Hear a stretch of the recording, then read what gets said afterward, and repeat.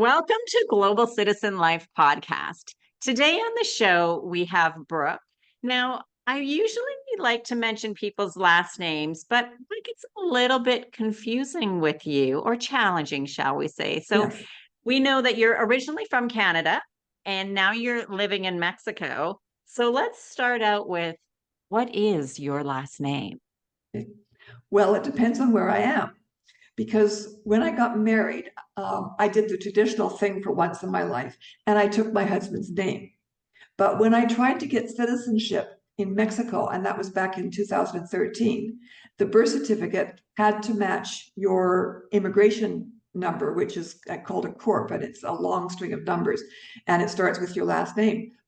But my birth certificate started with an H and my corp started with a G, and they wouldn't accept it. So it took me an extra year to get my citizenship. And we hired a lawyer, and the lawyer went to the immigration office because it was the immigration wouldn't change my corp, and said that if they didn't change my corp, I had a right to change it, and that if they didn't change it, that she was going to file a human rights complaint.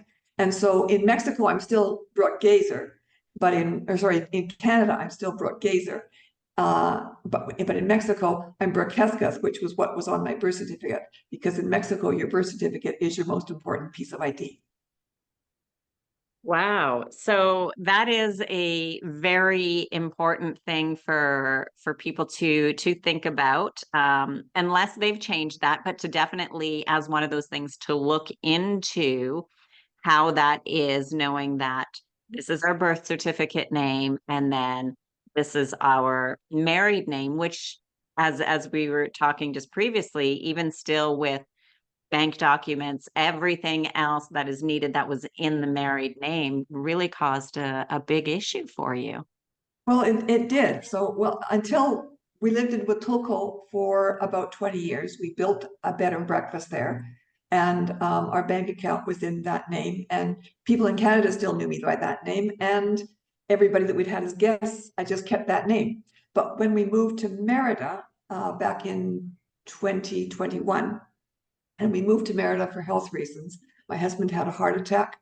And we decided that we really shouldn't be living in this little tiny community that didn't have a decent hospital or a cardiologist. I decided I would just start here from scratch with the name that Mexico had assigned me. So in Merida, I'm Hesketh, but everybody else knows me as Gazer. And I wanted to mention, this is as good a time as any, I've written a book about our experience in Can you Huatulco just because hold it we, up a little bit there, higher because they there, can't, is there that we good? go. There. Yeah, now we So can I see wrote it. this book. It's called House of Blue Water because our bed and breakfast in Huatulco was Agua Azul La Villa. And it was Agua Azul because we could see blue water from every place in the house. Nice. Very nice. So let's talk. How did that process work Work about about building that bed and breakfast? Like what were some of the challenges you had to go through with starting a business and that type of business? Well, when we arrived in Huatulco was a very young town, Mm, and there weren't a lot of government regulations.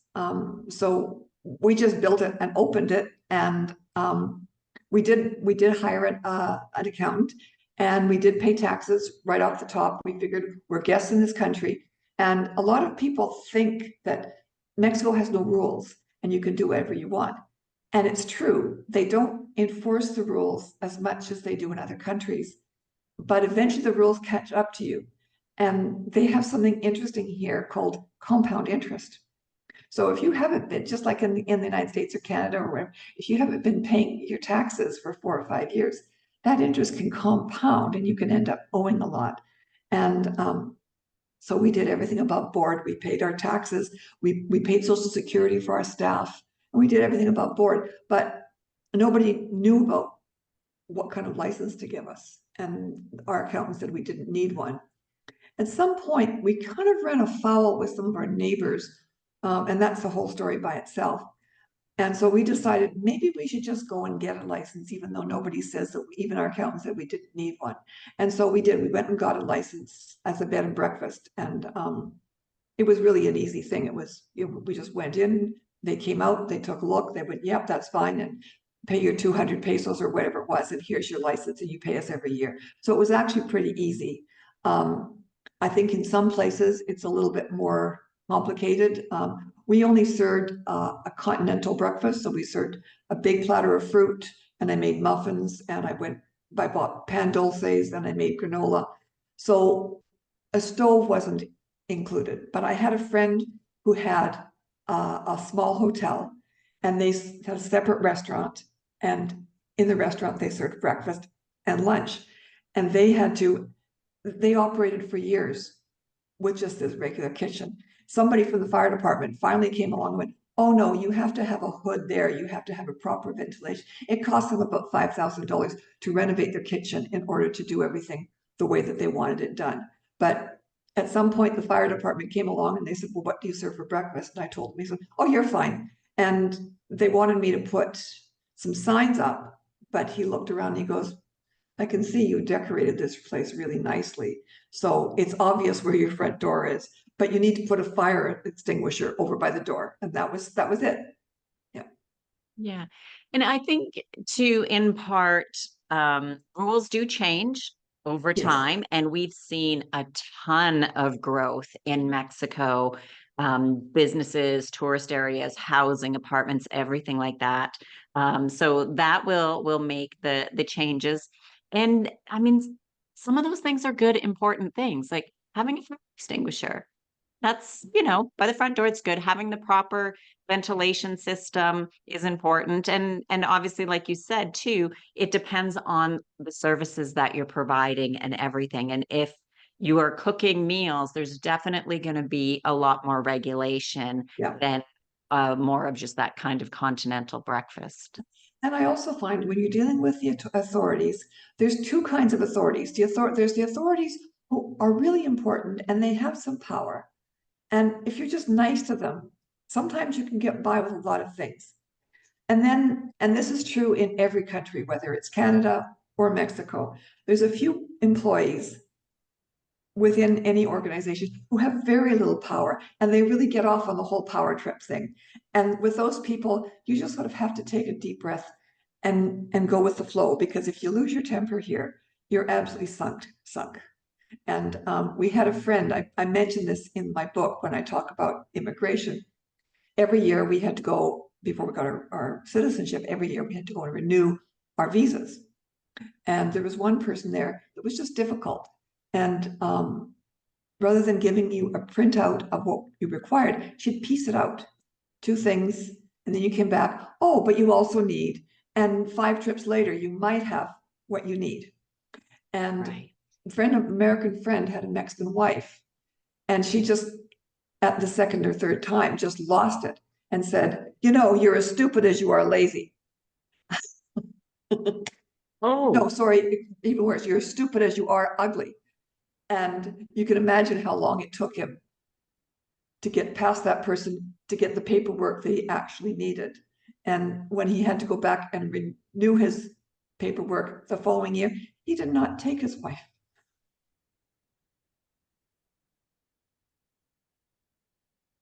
yeah. I mean, niceness goes a long way, It and does. there are some that you know what, you're just going to have extra patience with, of course. And as you said, Yeah, that is everywhere.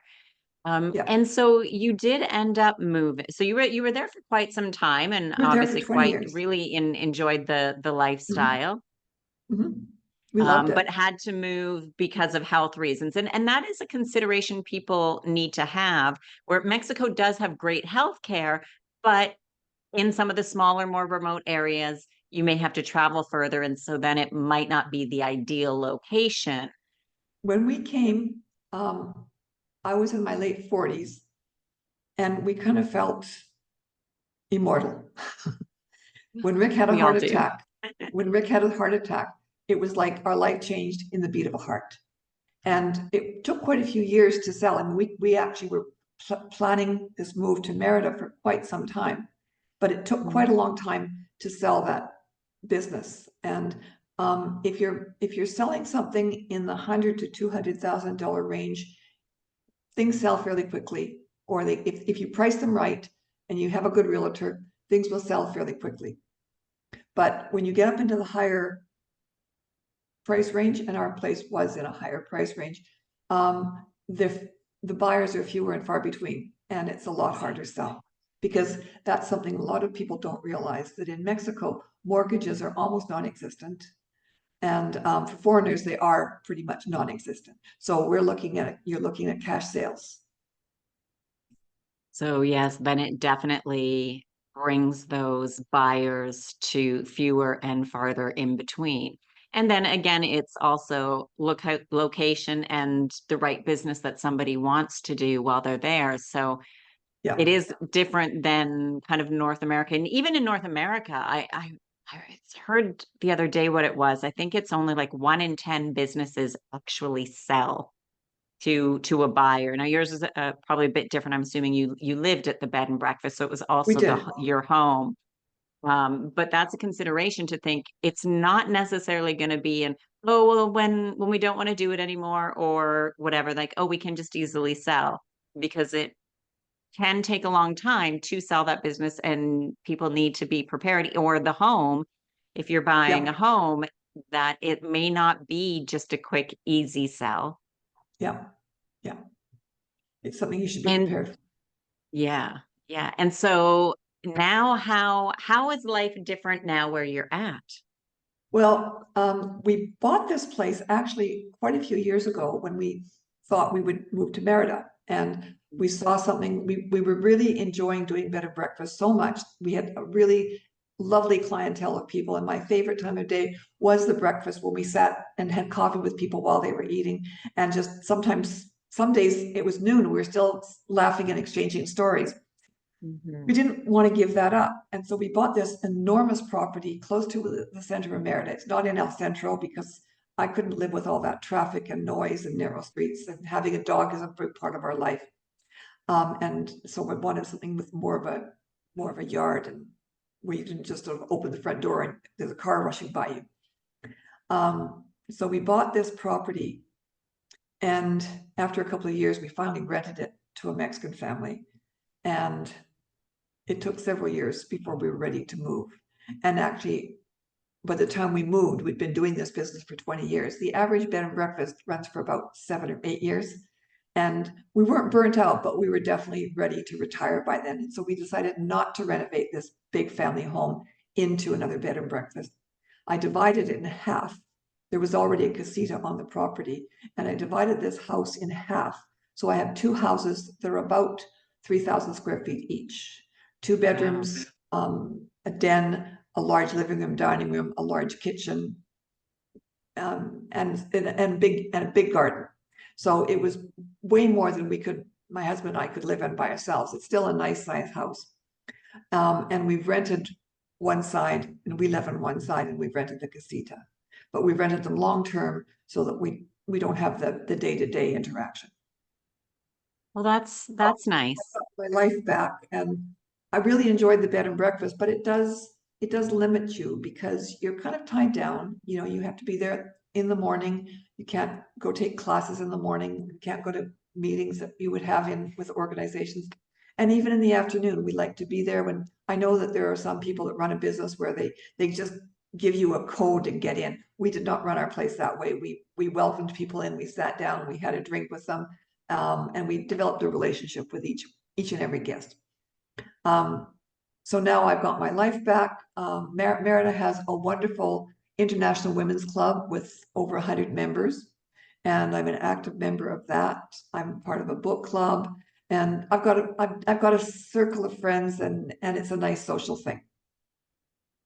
Well, I call it a new chapter of life. I Exactly. think we have many chapters and they all vary. But it is a nice chapter, and it's sometimes we need the new chapter without knowing that we need that new chapter. And so although Well, the bed and breakfast was great for so long, like everything, right? There's pros and cons, and you are with a bed and breakfast, you're really tied to it, because if you're not there, then you have to have somebody that you trust to be there exactly. to run it while you're gone, or Yeah. you never get holidays yourself. Exactly. And we had fabulous staff. So I didn't have to worry about the garden, the pool, or making beds. but I did have to be there. And so now I'm kind of enjoying having that extra freedom after 20 years. And in Mexico, when you reach, I forget if it's 60 or 62, they call it your third age, which is just Oh, what you were okay. saying, a new chapter. Hmm. Excellent. And do you get back to Canada often? We don't. We don't go back to Canada at all. I think I could count on one hand in the last 20 years that I've been back. I went back at the end of COVID. Um, my brother had passed away during COVID, didn't die of COVID, but I wanted to visit my sister-in-law. And I went a couple of years before that because they'd moved into a new house and I wanted to see their house. And I think it had been 8 or 9 years before that that I'd actually made the trip back to Canada. There's two or three reasons that I don't go back. Well, first of all, with the bed and breakfast, I was sort of tied down, but Hmm. sticker shock compared to what it costs for anything in Mexico. Just to go out for breakfast, I was just blown away. And if you go out, you want to take people out for dinner, and I had a place to stay for free. But still, if you want to do things, um, what I was paying for a simple meal in a simple restaurant was like 3 or 4 times what I would pay here. So I know. was discouraging me. And the other thing is, even going back in May or August, I found it chilly. I've acclimatized. I'm used to it being about between 72 and 80. And when it drops much below 72, I'm feeling chilled. Hmm. Yeah, I completely understand that temperature thing because Yeah. when I go back, it's yeah, I think here, so I've been in the States for a while, through the summer and it was nice. And at about 74 is when I'm like, oh, it's starting to feel cool in the house and I'll look. And so Yes. that's like 20-ish for Yeah, our Canadian people. So exactly. And that's what Canadians keep their house at. yeah, I know. And like it's every time I go back, I mean, unless it's July, August, then I'm okay during the day, but the Yeah, evening time, yeah, I'm definitely warm jacket. I sleep with socks on, just things yeah, that my friends think is weird, and I just think it's yeah.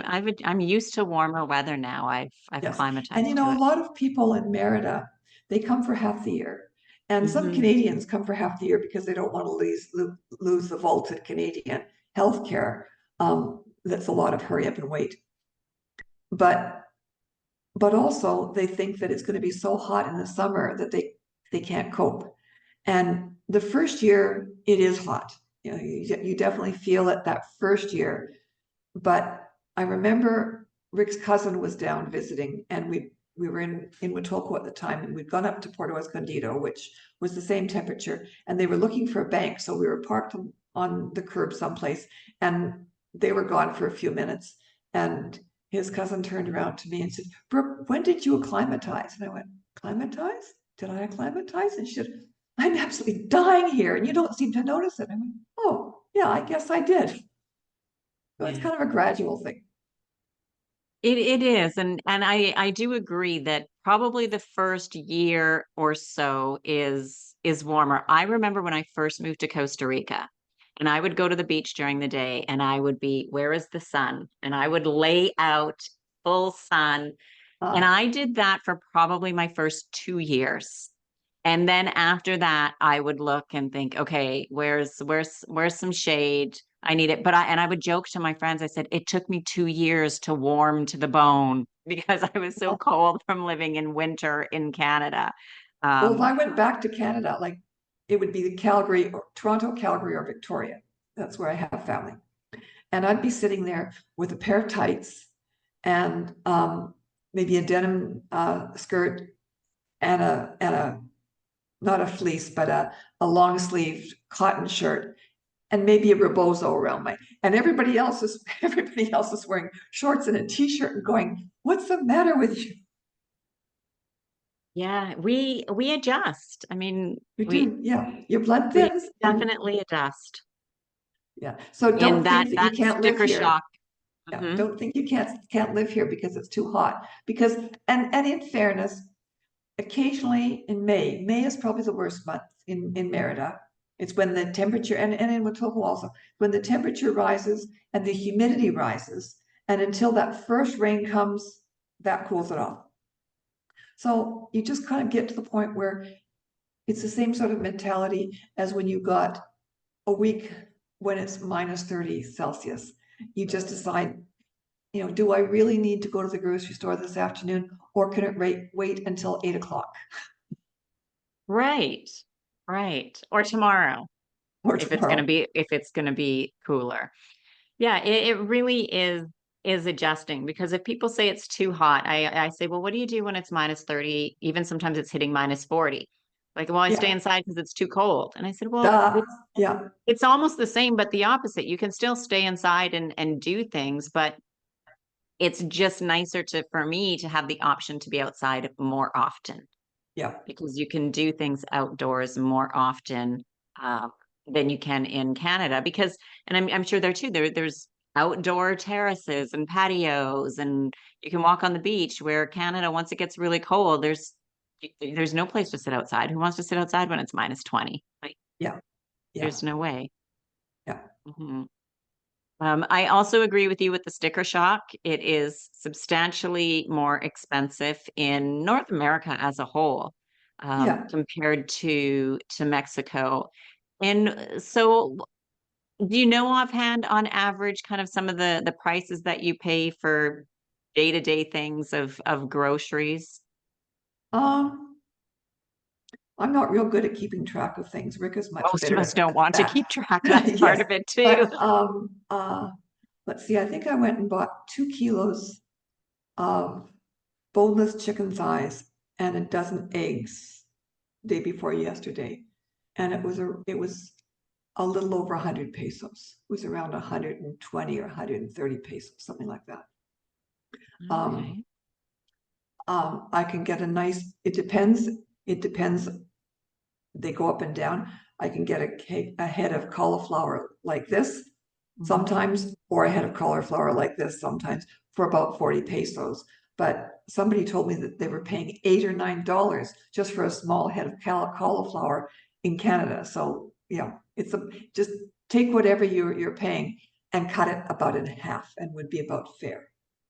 Right. Merida is a little more expensive for produce than Huatulco was. Now, some time has gone by and inflation has gone Mhm. up, but also things grew really well in Huatulco. It was close to the sea, but it was very, very good soil and deep soil. I had a fabulous garden. Here, Merida is built on limestone. And so if Okay. you're lucky, you've got about 8 inches of soil, and it's not always great soil. Mm. And so farming is more expensive because there's half the well in both Huatulco and here there's half the year it's irrigation, but soil is a really you don't think about it until you haven't got it, but earth is a really important factor in growing stuff. And I've had to raise some of my flower beds just because stuff wasn't growing. And I had somebody come in and say, "What's the matter with these trees? Why aren't they growing?" Well, they're only planted 8 inches deep and they need to be a foot deep. So I had to go and buy some bricks because I couldn't plant them any deeper. Um, Right. Buy some bricks and get some more soil and just raise them up that way. Right. And that is a good thing for people to take into consideration with the lifestyle that they want. Do they want to be in that apartment type condo living? Do you want to have a yard where you're growing some fruits and vegetable or things, or quite a bit of land if you want to be doing more of that farming? Um, where is the best location? That soil is very important. Well, The not yeah. water is water available? Now, How water, much? that's one of the big advantages of Merida is water is really, really cheap. You dig a well and you go down, I don't know, 20 feet, 20 meters, I can't remember, but they come in and they dig this well and your irrigation is free. So I can water my whole big garden for almost nothing. I mean, there's a little electricity. I've got solar panels, so Mhm. it's nothing. And I'm not growing vegetables because I'm not that avid a gardener. but I wanted to have like greenery around me. And I've got areca palms and I've got limonellos trees, which have a lovely fragrance. And I've got all kinds of flowering hibiscus and other flowering plants. And yeah, I just wanted a pretty garden. Yeah. And that's great. It's, whatever somebody wants. I think the having trees and stuff are nice too, because adding some shade Yeah. to the house is also important. It's amazing how much a little bit of shade can change the Yes. temperature. Yes. Even and grass too. When we first were building our villa in Huatulco, we were renting an apartment in this big complex, and it was in the center of town. It had a big wall around it. And as you went through the gate in that wall, the temperature dropped about 2 degrees. And it was just because of all these trees. You weren't even in the shade, but just because they had all these trees and all this grass. And the grass cools things down too. So while grass is a pain in the neck to cut, it does really give you a cooler overall ambient in your garden. And Hmm. that's another thing is in Canada, you know, Rick begrudgingly cut the grass every week or two and I looked after all the plants and flowers, but it was a big chore. And I can't say I really loved it. It wasn't, because I was working full time and that sometimes took up half a Saturday just to one of the jobs that I had to do is I had this flower bed with rocks around it. And once or twice every summer, I had to sit down and it took me half of a Saturday to lift every rock and scrape the slugs off the rock into a bucket of salt. That was not fun. I didn't mind dusting my hydrangeas or something like that, but there was some things that just really weren't fun. And clipping and cutting stuff back, it's heavy work.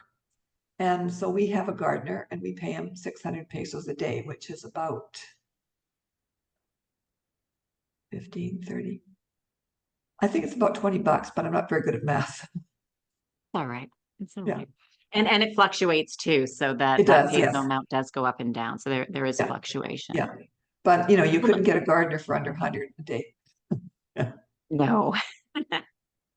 And that's a thing to consider too, that there might be things that we haven't really enjoyed much, but we do, like in Canada, as you said, the gardening and stuff.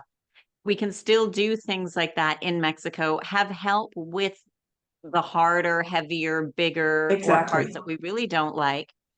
But then also sometimes too, when we don't mind it. I've talked to people that said that they enjoy it more now because they have more time.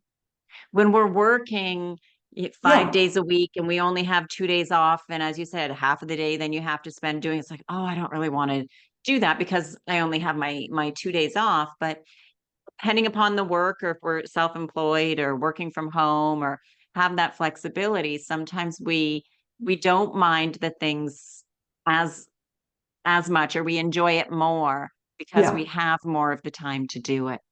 Yeah. And things grow a lot faster there because it's Oh, warmer. unbelievably fast. Yes. Now you see it, now you don't. Before you this big to this big overnight. Yeah. Yeah. And so that's a consideration When as we well first for when we people. were first looking at building, I was checking out prices and I Mhm. wanted to make sure that when we were budgeting, that we would be able to budget enough for a lot of plants and a lush garden. And so I went into a garden center and she had these little tiny shrubs that were about this big. And I asked her, I said, how many years will it take for these little shrubs to grow to a decent height, like about, Mhm. 3 feet? And she looked at me and she asked me to repeat the question. So I repeated it and she said, no, months, not years. Yeah. Yeah. It's well, because with part the soil and the other part the heat, the sun, the Yeah, humidity in the air. So again, that's more moisture, the water, and the sun is the big thing. Because it in is. Canada, I mean, the amount of sun we get, the time is so short. The And it's days, also, half and of the it's also, year. you've only got half a growing season.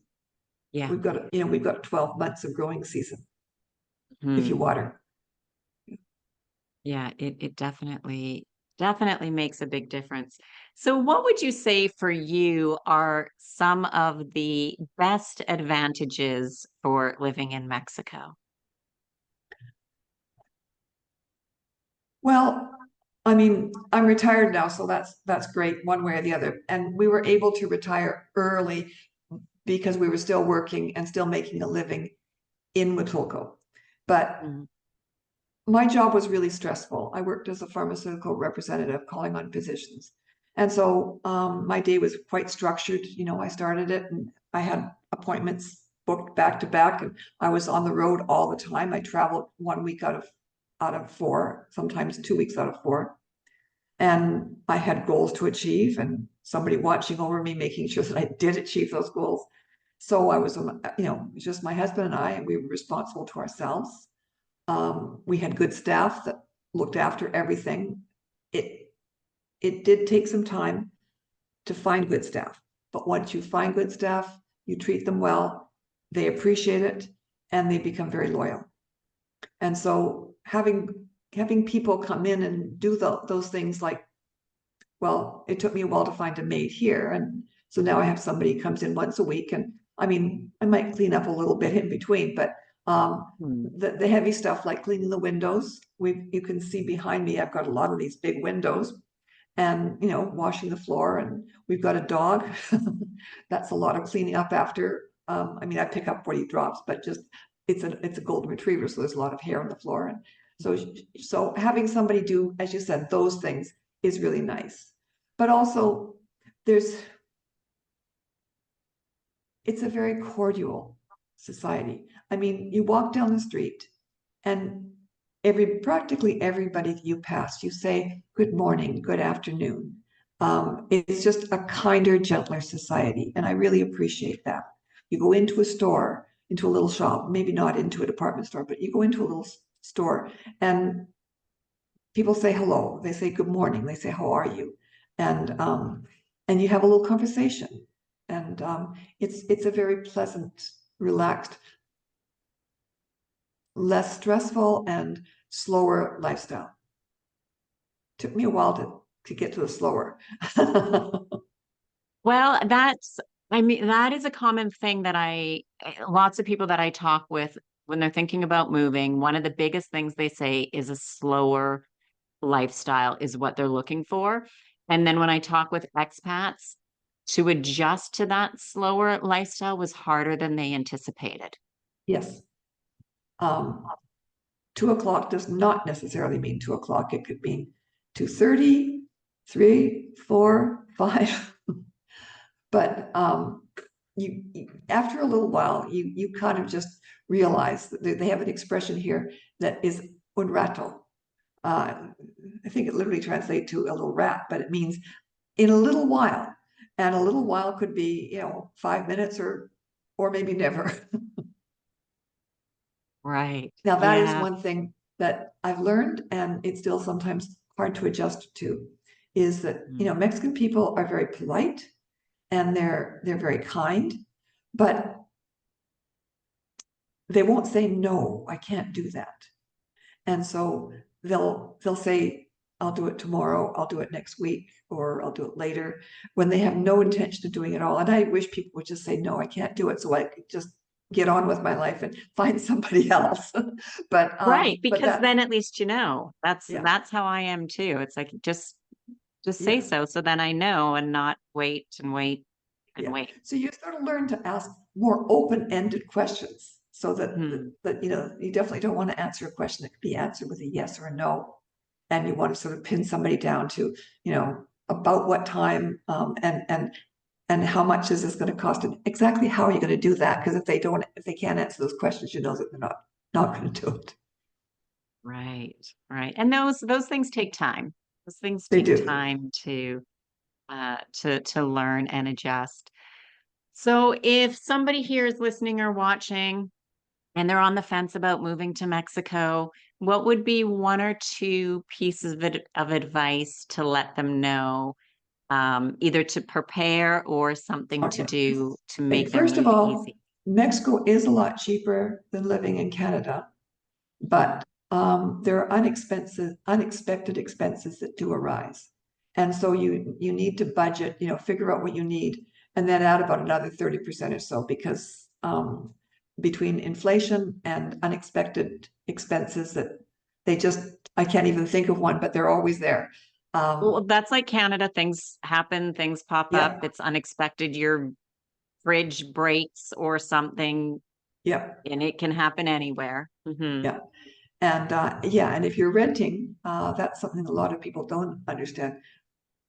We operate a little differently on our rentals, but they're brand new and there shouldn't be much going wrong. But if you're renting a house and the plumbing in the house bungs up, the landlord is not going to come and fix it for you. You have to find somebody, and you usually have to fix it yourself.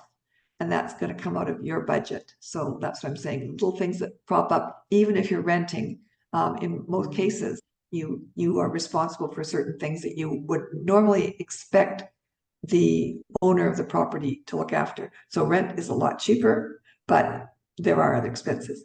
Our only really real big regret about coming to Mexico is that we wish we'd done it sooner. I mean, we couldn't afford to do it sooner, but so the sooner the better. And learn Spanish. I didn't really start studying Spanish until about a year before we actually came. And I didn't have a lot of time to study. But the more you can work on trying to study just a little bit really goes a long way. And this is an example. The first month or two that we were here in Merida, I was taking a lot of Ubers. I have a car and I was driving, but after living in a sleepy little town like Huatulco, I found the traffic here in Merida to be very intimidating. So I was taking Ubers. And as we were getting closer to my house, even though the Uber driver had this little map in his car that directs him, I directed him. I said, it's in the next block. You turn right, and it's the first house. And when I went to pay him, he said, "Thank you very much for speaking Spanish." And I said, "Well, I hardly said anything to you." And he said, "No, but at least you tried to speak Spanish. And so many people that come don't. And it's our country, and we feel that we shouldn't have to speak another language." Right. And I find that if you make that effort, like my Spanish is still not great, because most of our guests, even though we did start advertising in Spanish and about maybe 30% of our guests were Spanish speakers, it was easier for them to speak to us in English than to sit through my butchered Spanish. Um, but they appreciated when they arrived that I was at least making the effort to speak Spanish to them. And going into a shop, just little things, it doesn't have to be a lot, just so much like buenos dias, muchas gracias, and little things like that. It really goes a long way towards appreciation. Right. Right. Well, and I say it's the same thing when people are living in Canada, the United States, wherever, and other immigrants come and stay or expats. How do Exactly. you feel when they're not speaking English in an English speaking country? So Yeah. how do you think others feel when you're not speaking the language, or at least trying to, Yeah. in that country? So Yeah. if you expect people who come to your country to speak your language, then you should be trying to speak that Yeah. language when Yeah. you're in that country. Yeah. I mean, if you're there as a tourist for a week, nobody expects it. But if you're Right. going to And live even still here, with that, you can learn thank you, hello yeah. and thank you, or good morning Yes. and thank you. Like that's easy Yeah. if you're going anywhere. Yeah. Yeah. Great. Well, Brooke, I just want to say thank you very much for your time. And can you just hold up your book one more Yeah, and I'd time just so like to talk a little people. bit about what's in it if we've got a couple of minutes. Yeah, for sure, Yeah, definitely. so this book is available on Amazon, both in paperback form and in ebook form. And so it's got a table of contents if you look it up on the internet that will kind of give you an idea. So I talk about building our bed and breakfast and all of the trials and tribulations of building. I give a lot of history and little anecdotes about some folklore in the area of Huatulco and Oaxaca. And I talk about different guests and make little anecdotes about different guests we have, about having what it's like to have staff, about some professionals that we've hired. Um, I talk about I have a whole chapter on immigration, both getting visas and getting our citizenship.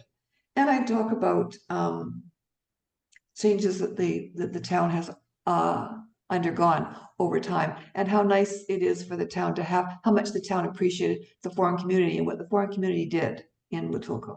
So Very nice. And we'll make sure that we get a link for that and put it in the show notes to make it even easier for thank you very people much. to get that book and read up about your experience in that area. You never know, maybe that will be somebody's next home and they may love it. So Well, thank we you traveled. very much. Thank you. Thank you. It was nice meeting you.